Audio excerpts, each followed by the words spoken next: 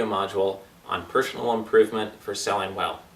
Now, lots of people, just by hearing the words personal improvement, or maybe just seeing the label of this video, simply skipped over it because people think that it's hokey, it's a waste of time, they discount the value of it, they think it's only for people with poor self-esteem or that are really unsuccessful. But actually, nothing could be further from the truth. It actually takes a high level of self-efficacy and confidence to take the time to read self-improvement books and dedicate yourself to improving yourself to the point where you can be a high-level, very effective salesperson or marketing professional. Lots of times people say they don't have time for self-improvement books or self-improvement training because they're too busy learning about your niche. And that's a good point. You should spend a lot of time learning about your niche and becoming an expert and authority there.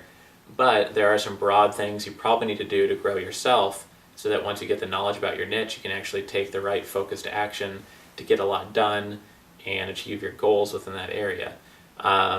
One other critique or criticism of self-improvement is that it's so generic, it's so high level, it's all these big ideas, rah, rah, rah. I don't need a whole bunch of cheerleading, I just need to know what to do, just give me a list of what to do.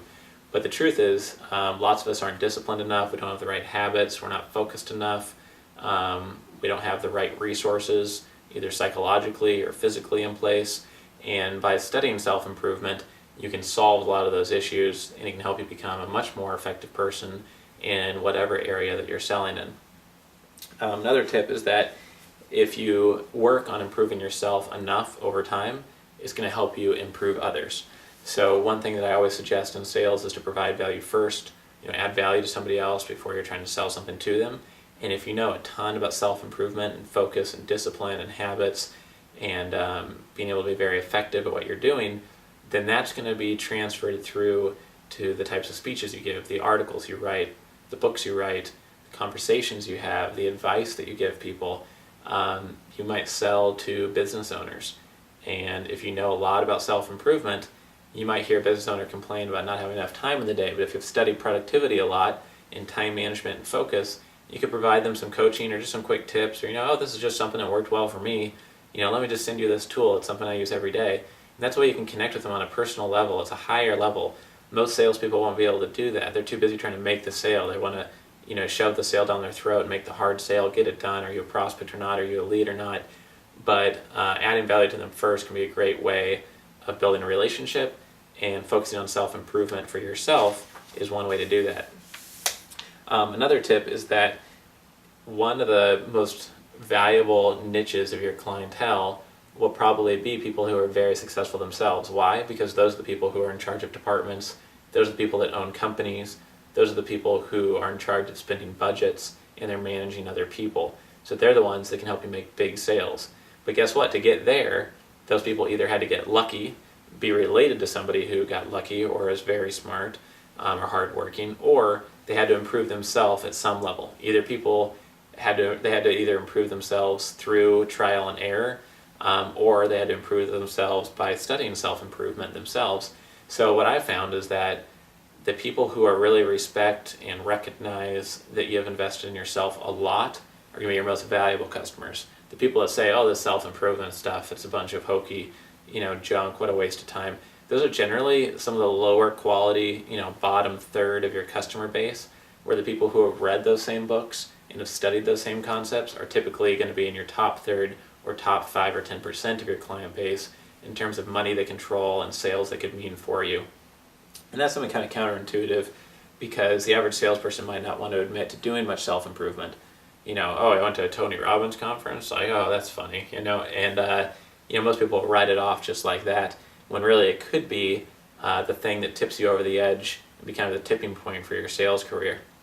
Some of the things which can come from studying self-improvement are increased compensation, increased productivity, more valuable friends in your industry, more satisfaction in your work. You could be working for, if you really focus on who you are and what you're going towards long term, you could change your career more quickly or focus your career more efficiently. And some of the areas, if you'd like to figure out within the realm of self-improvement, what do you study? What do you really should you focus on as a sales professional? So I made a little list here of things you could focus on that could really help you boost your sales. And this could just be 20, 30 minutes a day. And if you do that every single day, you're going to be ahead of most other salespeople within these areas within just 1 year. One area would be productivity and time management. Another one would be building your confidence. Another one would be building your habits. The habits you have every day typically affect more than 90% of your daily actions, so getting the right habits in place is very important. We talk in some of our videos about money habits. Every habit is either making you money or taking money away from you. Another tip is to study how to focus, be very focused and get in a state of flow when you're working on selling. Another tip is to practice your discipline. It's related to developing habits, but discipline and willpower is one of the least available resources we have psychologically, so being able to develop that and bring it about when needed is very important. And then the last thing would be to study positive psychology, so that you interpret events in a way that actually fuels your energy and helps you move forward towards being better at selling. It doesn't discourage you or make you depressed or kind of ashamed that you've failed at some small short-term endeavor. So I hope all of these tips and this perspective on self-improvement kind of helps you give yourself permission to really dig into this stuff and study it a lot.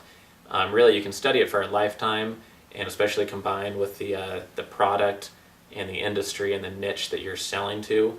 You should never run out of things you can study and improve yourself on. You can constantly get more effective and powerful at doing sales in your industry every single quarter. So I hope you found this really valuable. These are things that have totally transformed my career and my whole life, because it's made me so much more effective and good at selling. So I hope that at least a couple of these ideas will also help you. Thank you for joining us. This is businesstraining.com, where you can earn master's level qualifications to help you make more money.